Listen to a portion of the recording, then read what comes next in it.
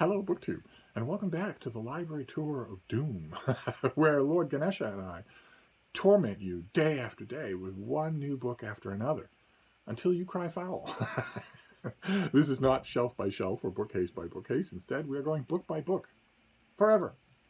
And there's no scheme, there's no rhyme or reason to it either. And today we have a Wordsworth Classics. Those of you who may have watched Sean Standfast did a recent video about a treasure trove of Wordsworth Classics. They're a cheap reprint house that does really good work. They have really good people picking their items and picking their editions.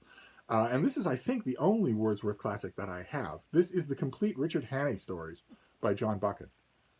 And that cover is by Nathan Clare, who the back cover of the book specifies that Nathan Clare is a contemporary artist, so that you don't go hunting through 19th century or Edwardian paintings for anything that looks like that. And I think I got this at a trip to the Strand bookstore in New York City. I think I grabbed a whole bunch of Wordsworth Classics then. This is the only one I believe that has lasted because it's just so handy to have all the Hannay stories together. That I got it despite the fact that Richard Hannay doesn't really look like that kid on the cover. I mean, you have an Instagram model on the cover who's willow thin and very young, but nevertheless, these are terrific. These are old style boys' own adventure stories. Hannay is a troubleshooter and a sometimes spy, and he gets into all sorts of trouble, but is the shining soul of rectitude throughout it all. And it's always been a little confusing to me why this volume has the 39 Steps, Green Mantle, Mr. Standfast, Three Hostages, and the Island of Sleep. So everywhere where this character appeared, this character became very popular, not just because of 39 Steps. It's always been a little confusing to me why, for instance, Ian Fleming caught on so well in this country and John Buchan didn't. And I assume it's because of the movies, the Bond movies. I'm assuming that's the case.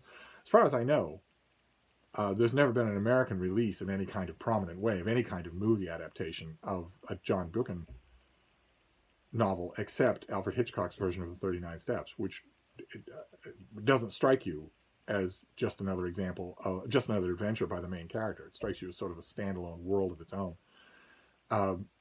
That's all right, because we have the books. And I often talk, including in this Library Tour of Doom, I talk about whether or not you want individual books or a big anthology. And I infinitely prefer this to all of those individual books. I've had many Penguin and other paperbacks of Green Mantle, or I had an Oxford World Classics of Green Mantle. I've had 39 Steps in many paperbacks. But I often prefer this thing, not only because it really fits well in the hand, unlike a lot of big anthologies. The anthology we saw just the other day of E.F. Benson does not fit naturally in the hand. It's a cumbersome thing. This fits perfectly in the hand, but also because I have found that reading the Hannay stories really, when I reread one, I want to go straight on to something else, or read one passage from something, one chapter that really set my hairs on end when I read it the first time, or something like that. So in this case, I don't mind that I have a big anthology of these things. I rather prefer. I don't have anything else by this author. Just this thing. And I don't have at the moment any other editions of any of these novels, just this book. That's all. And that's fine by me, because Wordsworth Classics puts together a really good item. So this probably cost me, I don't know, will it say? It had a tag on it, so it might not say on the book. No, it doesn't say on the book, but it probably cost me $6.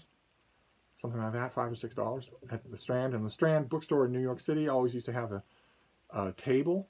Often they would have a table with the whole consignment of these, every one of them that was in print, all stacked nice and neat.